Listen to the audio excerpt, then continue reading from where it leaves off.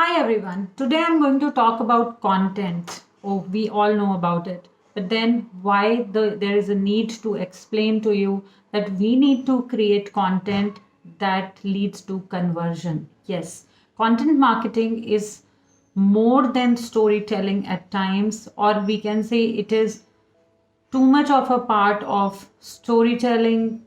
It is too much of a part of optimizing your website, creating traffic, tapping the algorithm, as well as leading to engagement and connect. And that is why there is a need for this brand growth idea, which I'm going to talk about today, which is create content that leads to conversion.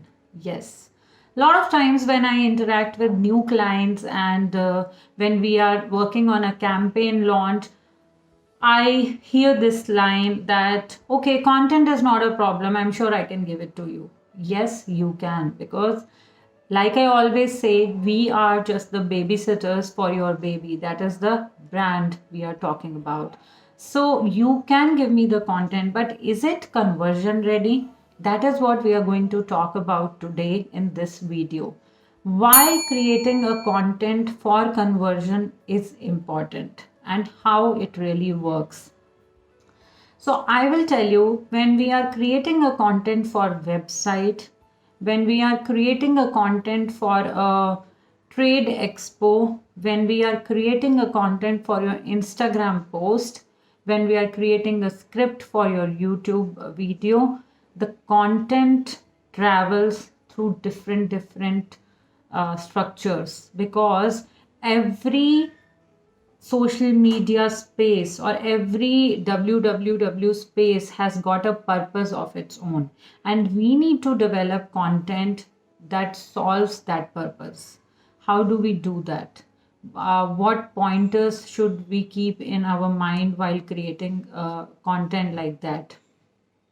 To give you some points, we should always create content that optimizes. So that's number one, that create content that you can optimize. That means you need to work on the keyword plan, you need to have a look at the competitors, you need to have a look at how consumers are trying to find out the services or the product that you're trying to sell, and that is how you will have all the data to optimize your content. So always optimize your content.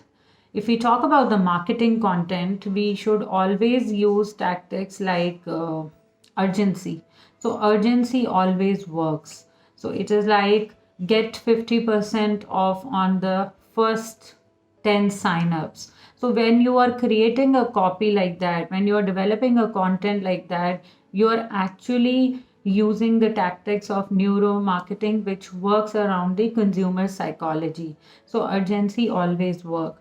Use a little bit of STP. So that will be point 3. Use segmenting, targeting and positioning in your content. That means when you are creating a content plan, when you are working on a content flow, you must always structure your content. Structure it as you are talking about a particular segment. So let's say if you are creating a blog content plan, you should always talk about the offers, the benefits, the process involved, so that the customer gets maximum knowledge about what you are talking about. Then you can always target your content. If you are offering a service or a product to different customer segment, for example, if I am doing a startup package, I need to target it to the startup, for the startup users, and position it accordingly. As well as if I'm creating a branding package, you can always target and position it accordingly. In terms of a financial planning company, let's say, you might be selling NRI services for one client segment, and you might be heading to selling unlisted stocks to another segment. You might be offering retirement planning to one, so that is one segment and one targeting. At the same time, you are offering financial services to the working people. So that's how. The point third is always use STP, segmenting, targeting, positioning, in your content design. Number fourth, structure your content. make it easy to comprehend. So have a structure. You just don't go about talking your mind. Structure it. Let the person understand what is it, why it is to be used, how it is beneficial. So always have a structure of the content. So if you believe that you can create a content for your brand, always make sure that you are structuring it. The next in line, number fifth, could be always sell a purpose. Do not sell the product upfront. That's not a great idea of presenting your product or service through content. But sell a purpose. Let the person understands the benefit of your offering. That should be the idea of creating good content. So number fifth is always sell a purpose.